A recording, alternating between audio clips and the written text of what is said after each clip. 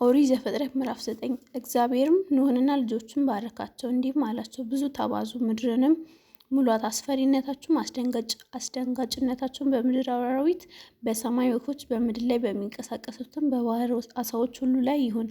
እነርሱም በእጃችሁ ተሰጥተዋል። ሕይወት ያለው ተንቀሳቃሽ ሁሉ መብል ይሁናችሁ። ሁሉን እንደ ለመለመ ቡቃያ ሰጠኋችሁ።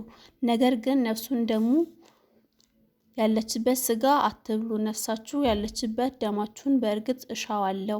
ከአራዊት ሁሉ እጅ እሻዋለሁ። ከሰውም ልጅ ከሰው ወንድም እጅ የሰውን ነፍስ እሻለሁ። የሰውን ደም የሚያፈስስ ሁሉ ደሙ ይፈስሳል። ሰውም በእግዚአብሔር መልክ ፈጥሯልና።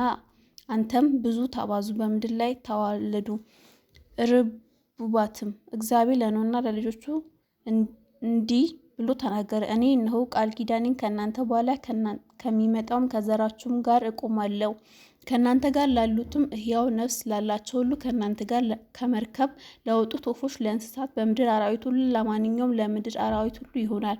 ቃል ኪዳኔም ለእናንተ አቆማለሁ። ሥጋ ያለውም ሁሉ ዳግመኛ በጥፋት ውኃ አይጠፋም፣ ምድርም ለማጥፋት ዳግመኛ የጥፋት ውኃ አይሆንም። እግዚአብሔር አለ በእኔና በእናንተ መካከል ከእናንተም ጋር ባለው በሕያው ነፍስ ሁሉ መካከል ለዘላለም የማደርገው ቃል ኪዳን ምልክት ይህ ቀስቴን በደመና አድርጌአለሁ። የቃል ኪዳኑ ምልክት በእኔና በምድር መካከል ይሆናል።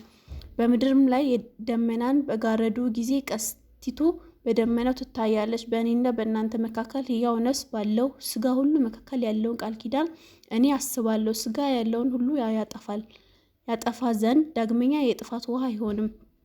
ቀስቲቱም በደመና ትሆናለች። በእኔና በምድር ላይ በሚኖር ሥጋ ባለው በሕያው ነፍስ ሁሉ መካከል ያለው የዘላለም ቃል ኪዳን ለማሰብ አያታለሁ። እግዚአብሔር ኖኅን በእኔና በምድር ላይ በሚኖር ሥጋ ባለው ሁሉ መካከል ያቆምኩት የቃል ኪዳን